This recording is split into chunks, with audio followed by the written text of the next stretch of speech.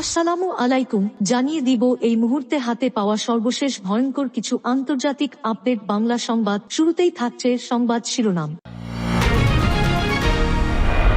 শুরুতেই জানিয়ে দিব 102 ফিলিস্তিনির মৃত্যুর পর বিতরণ বন্ধ করল মার্কিন সমর্থিত ত্রাণ সংস্থা।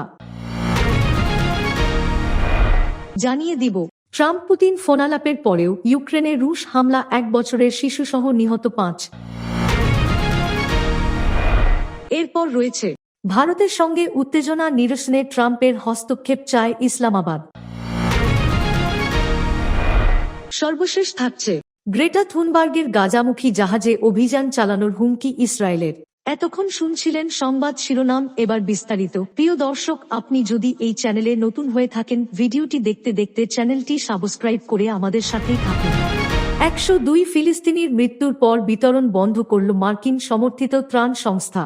অবশেষে গাজায় ত্রাণ বিতরণ বন্ধ ঘোষণা করল যুক্তরাষ্ট্র ও ইসরায়েল সমর্থিত বিতর্কিত মানবিক সংগঠন গাজা হিউম্যানিটেরিয়ান ফাউন্ডেশন জিএইচএফ। আজ বুধবার গাজাবাসীর উদ্দেশ্যে দেওয়া এক সতর্কবার্তায় এ ঘোষণা দিয়েছে সংগঠনটি। এক বিবৃতিতে ইসরায়েলি সেনাবাহিনী আইডিএফ গাজার বাসিন্দাদের সতর্ক করে বলেছে, বিতরণ কেন্দ্রগুলোর দিকে যাওয়ার সব রাস্তা আজ থেকে যুদ্ধক্ষেত্র হিসেবে বিবেচিত হবে। তাই জিএইচএফের ঘোষণামাফিক কেউ যেন বিতরণ কেন্দ্রের দিকে না যায়। ইসরায়েলি সেনাবাহিনীর এক মুখপাত্র গতকাল মঙ্গলবার সামাজিক মাধ্যমে এক বিবৃতিতে বলেন, আগামীকাল থেকে ত্রাণ বিতরণ কেন্দ্র এবং সেগুলোর দিকে যাওয়ার সব রাস্তায় বেসামরিক প্রবেশ নিষিদ্ধ করা হলো। সামাজিক মাধ্যমে এক পোস্টে জিএইচএফ জানিয়েছে, কেন্দ্রগুলোর সংস্কার, পুনর্গঠন এবং দক্ষতা বাড়ানোর জন্য কার্যক্রম বন্ধ করাটা জরুরি হয়ে পড়েছিল। পোস্টটিতে জিএইচএফ লিখেছে, বৃহস্পতিবার কার্যক্রম বন্ধ থাকবে। দয়া করে কেউ বিতরণ কেন্দ্রগুলোতে যাবেন না। সাধারণ নির্দেশনাবলী মেনে চলুন। গত 27 মে জিএইচএফ এর ত্রাণ কার্যক্রম শুরুর পর থেকে প্রায় প্রতিদিনই ত্রাণ সংগ্রহ করতে যাওয়া অভুক্ত ফিলিস্তিনিদের ওপর হামলা চালিয়েছে ইসরায়েলি সেনাবাহিনী। স্বাস্থ্য মন্ত্রণালয়ের হিসাব অনুযায়ী গত 27 মে ত্রাণ বিতরণ কার্যক্রম শুরু হওয়ার পর থেকে গতকাল মঙ্গলবার পর্যন্ত ত্রাণ সহায়তা নিতে গিয়ে ইসরায়েলি বাহিনীর গুলিতে প্রাণ গেছে 102 জনের, আহত কয়েকশ। খাদ্য সহায়তা সংগ্রহ করতে গিয়ে মানুষের প্রাণহানি আন্তর্জাতিক অঙ্গনে তীব্র ক্ষোভের জন্ম দিয়েছে। জাতিসংঘ মহাসচিব আন্তোনিও গুতেরেস এই মৃত্যুগুলোর স্বাধীন তদন্ত দাবি করেছেন এবং দায়ীদের জবাবদিহির আওতায় আনার আহ্বান জানিয়েছেন। তিনি বলেন, খাবারের জন্য ফিলিস্তিনিদের জীবন বিপন্ন করতে হচ্ছে, এটা কখনোই গ্রহণযোগ্য নয়। ইসরায়েলি সেনাবাহিনী গত মঙ্গলবার স্বীকার করেছে যে তারা ত্রাণ সংগ্রহ করতে আসা ফিলিস্তিনিদের ওপর গুলি চালিয়েছে। তবে তাদের দাবি, ভিড়ের মধ্যে কিছু সন্দেহভাজন ব্যক্তি নির্ধারিত রুট থেকে সরে গেলে তারা গুলি চালায়। সেনাবাহিনী জানায়, তারা এই ঘটনাটি এবং হতাহতের খবর তদন্ত করে দেখছে। ট্রাম্প পুতিন ফোনালাপের পরেও ইউক্রেনে রুশ হামলা, 1 বছরের শিশুসহ নিহত 5। ইউক্রেনের উত্তরাঞ্চলীয় শহর প্রিলুকিতে রাশিয়ার ড্রোন হামলায় কমপক্ষে 5 জন নিহত হয়েছেন। আহত হয়েছেন আরও 6 জন। নিহতদের মধ্যে 1 বছর বয়সী এক শিশুও রয়েছে। শহরটির কর্তৃপক্ষের বরাতে বার্তা সংস্থা এপি এ তথ্য জানিয়েছে। রুশ বিমান ঘাঁটিতে ইউক্রেনের অভিযানের জবাবে এ হামলা চালানো হয়েছে বলে রাশিয়া দাবি করেছে। এপি জানিয়েছে, আজ বৃহস্পতিবার স্থানীয় সময় ভোর 5:30টায় কমপক্ষে 6টি ড্রোন প্রিলুকির আবাসিক এলাকায় আঘাত হানে। মার্কিন প্রেসিডেন্ট ডোনাল্ড ট্রাম্পের সঙ্গে রুশ প্রেসিডেন্ট ভ্লাদিমির পুতিনের ফোনালাপের কয়েক ঘণ্টার মধ্যেই এই হামলার ঘটনা ঘটল। নিহত শিশুটির দাদা স্থানীয় জরুরি সেবা বিভাগের কর্মী বলে সামাজিক মাধ্যম টেলিগ্রামে এক পোস্টে জানিয়েছে ইউক্রেনের প্রেসিডেন্ট ভলোদিমির জেলেনস্কি। তিনি বলেন, ইরানের তৈরি শহীদ ড্রোন দিয়ে হামলা চালিয়েছে রাশিয়া। হামলার পর জরুরি সেবাকর্মী নিজের বাড়িতে গিয়ে দেখেন তাঁর নাতি নিহত। জেলেনস্কি আরও জানান, শুধু প্রিলুকি নয়, দোনেৎস্ক, খার্কিভ, জাপোরিঝিয়া, শামি, ওডেসা সহ বিভিন্ন শহরে শতাধিক ড্রোন হামলা চালিয়েছে রাশিয়া। ওই সময় একটি ক্ষেপণাস্ত্র হামলাও হয়। সেটি কোথায় আঘাত হেনেছে জানা যায়নি। যুদ্ধের ফ্রন্ট লাইন থেকে অনেক দূরে অবস্থিত একটি শহর প্রিলুকি। ইউক্রেনের রাজধানী কিয়েভ থেকে 100 কিলোমিটার পূর্বে এটির অবস্থান। ইউক্রেনীয় কর্তৃপক্ষের দাবি, শহরটিতে কোনো সামরিক ঘাঁটি বা অস্ত্রশস্ত্রের গুদাম নেই। রুশ প্রেসিডেন্টের সঙ্গে ফোনালাপ করেন মার্কিন প্রেসিডেন্ট ডোনাল্ড ট্রাম্প। রাশিয়ার বিমান ঘাঁটিতে ইউক্রেনের হামলা ও অন্যান্য বিষয় নিয়ে প্রায় 75 মিনিট আলাপ হয় দুজনের। তবে ফোনালাপে ইউক্রেনে হামলা চালানো থেকে বিরত থাকতে রাশিয়াকে রাজি করাতে পারেননি মার্কিন প্রেসিডেন্ট। সে কথা নিজের সামাজিক মাধ্যম ট্রুথ সোশ্যালে জানিয়ে দিয়েছেন তিনি। ট্রাম্প লিখেছেন, রাশিয়ার বিমান ঘাঁটিতে ইউক্রেনের হামলা এবং উভয় পক্ষের আরও কয়েকটি হামলার বিষয়ে আলোচনা হয়েছে। তবে এই আলাপ থেকে তাৎক্ষণিক শান্তি আসবে তা না। তিনি আরও লিখেছেন, প্রেসিডেন্ট পুতিন খুব দৃঢ়ভাবে বলেছেন, বিমান ঘাঁটিতে সাম্প্রতিক হামলার জবাব তাঁকে দিতেই হবে। ভারতের সঙ্গে উত্তেজনা নিরসনে ট্রাম্পের হস্তক্ষেপ চায় ইসলামাবাদ। ভারত পাকিস্তান সাম্প্রতিক সংঘাত নিরসনে যুক্তরাষ্ট্রের প্রেসিডেন্ট ডোনাল্ড ট্রাম্পের ভূমিকার প্রশংসা করেছেন পাকিস্তানের প্রধানমন্ত্রী শাহবাজ শরীফ ও পিপিপি পাকিস্তান পিপলস পার্টি চেয়ারম্যান বিলাওয়াল ভুট্টো জারদারি।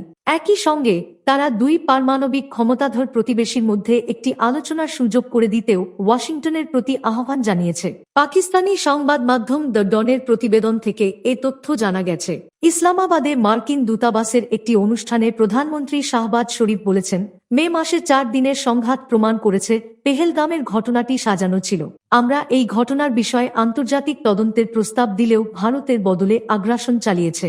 তারা যদি সত্যি এমন কোনো হামলার প্রমাণ পেত তাহলে তারা তা আন্তর্জাতিক মহলের সামনে তুলে ধরত। তিনি বলেন, আমরা ধৈর্যের পরিচয় দিয়েছি। গত 6 জুলাই মে ভারতের হামলায় 33 জন বেসামরিক নাগরিক নিহত হন। এরপর কেবল আত্মরক্ষার জন্য ভারতের 6টি যুদ্ধবিমান ভূপাতিত করা হয়েছিল। যুদ্ধবিরতির বিষয়ে ট্রাম্পের ভূমিকার প্রশংসা করেন প্রধানমন্ত্রী শাহবাজ শরীফ। তিনি বলেন, প্রেসিডেন্ট ট্রাম্প শান্তিপ্রেমী ও যুদ্ধবিরোধী মানুষ। অন্যদিকে যুক্তরাষ্ট্র সফররত পিপিপি চেয়ারম্যান বিলাওয়াল ভুট্টো জারদারি ওয়াশিংটনে প্রবাসী সাংবাদিকদের বলেছেন, ভারত পাকিস্তান যুদ্ধবিরতিতে ট্রাম্প গুরুত্বপূর্ণ ভূমিকা পালন করেছেন। তার উদ্যোগেই পরিস্থিতি শান্ত হয়। তিনি বলেন, ট্রাম্প অন্তত 10 বার এই কথা বলেছেন। আমি মনে করি এই কৃতিত্ব সত্যিই তাঁর। তিনি আরও বলেন, যেহেতু যুদ্ধবিরতিতে যুক্তরাষ্ট্র গুরুত্বপূর্ণ ভূমিকা রেখেছে, তাই আমি মনে করি দুই দেশের মধ্যে সংলাপ বা আলোচনা শুরু করার ব্যাপারেও যুক্তরাষ্ট্র গুরুত্বপূর্ণ ভূমিকা রাখতে পারে। আমরা বাস্তবতা বুঝি, ওয়াশিংটনের ভূরাজনীতি কি তাও জানি। আমাদের বার্তা সত্যের বার্তা। এটি আন্তর্জাতিক আইন ও জাতিসংঘ নিরাপত্তা পরিষদের প্রস্তাবগুলির সঙ্গেও সামঞ্জস্যপূর্ণ। গ্রেটা থুনবার্গের গাজামুখী জাহাজে অভিযান চালানোর হুমকি ইসরায়েলের। ইসরায়েলি অবরোধের প্রতিবাদে জলবায়ু আন্দোলনের আন্তর্জাতিক মুখ গ্রেটা থুনবার্গ সহ একদল কর্মী গাজা অভিমুখে যাত্রা করেছেন। এই যাত্রাকে কেন্দ্র করে ইসরায়েল হুঁশিয়ারি দিয়েছে তারা প্রয়োজনে ওই জাহাজে অভিযান চালাবে।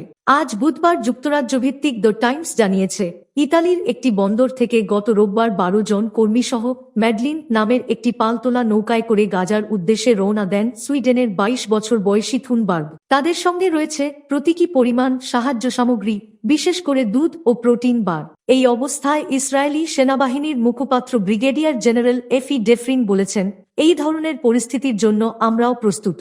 আমরা বিগত বছরগুলোতে অভিজ্ঞতা অর্জন করেছি এবং সেই অভিজ্ঞতার আলোকে ব্যবস্থা নেব। ডেফরিন বিস্তারিত কিছু না বললেও 2010 সালের ফ্রিডম ফ্লোটিলা অভিযানের কথা ইঙ্গিত করেছেন। সে সময় তুরস্কের কর্মীবাহী ওই জাহাজে অভিযান চালিয়ে 9 জনকে হত্যা করেছিল ইসরায়েলি বাহিনী। এবারও ফ্রিডম ফ্লোটিলা কোয়ালিশনের উদ্যোগে পরিচালিত হচ্ছে গ্রেটা থুনবার্গের যাত্রা। সংগঠনটি এই যাত্রাকে ইসরায়েলের অবৈধ অবরোধ ও যুদ্ধাপরাধের বিরুদ্ধে অহিংস প্রতিবাদ এবং সরাসরি কর্মসূচি হিসেবে বর্ণনা করছে। গ্রেটা থুনবার্গ বলেছেন, আমরা জানি পরিস্থিতি কঠিন, কিন্তু চেষ্টা না করলে মানবতা রক্ষা করা সম্ভব নয়। তাই আমরা চেষ্টা করে যাচ্ছি। বর্তমানে জাহাজটি ক্রিট দ্বীপের পশ্চিমে অবস্থান করছে। এদিকে মার্চ মাসে হামাসের সঙ্গে যুদ্ধবিরতির আলোচনা ব্যর্থ হওয়ার পর থেকে গাজায় 3 মাসের কঠোর অবরোধ আরোপ করেছে ইসরায়েল। এতে আন্তর্জাতিক চাপ বেড়েছে। ব্রিটেন, কানাডা ও ফ্রান্স সামরিক অভিযান বন্ধ না হলে ইসরায়েলের বিরুদ্ধে নিষেধাজ্ঞার হুমকি দিয়েছে। ব্রিটেন ইতিমধ্যে ইসরায়েলের সঙ্গে বাণিজ্য আলোচনা স্থগিত করেছে। হামাস পরিচালিত গাজার স্বাস্থ্য মন্ত্রণালয়ের তথ্য অনুযায়ী 2023 সালের অক্টোবর থেকে শুরু হওয়া যুদ্ধে এখন পর্যন্ত 54,000-এর বেশি ফিলিস্তিনি নিহত হয়েছে।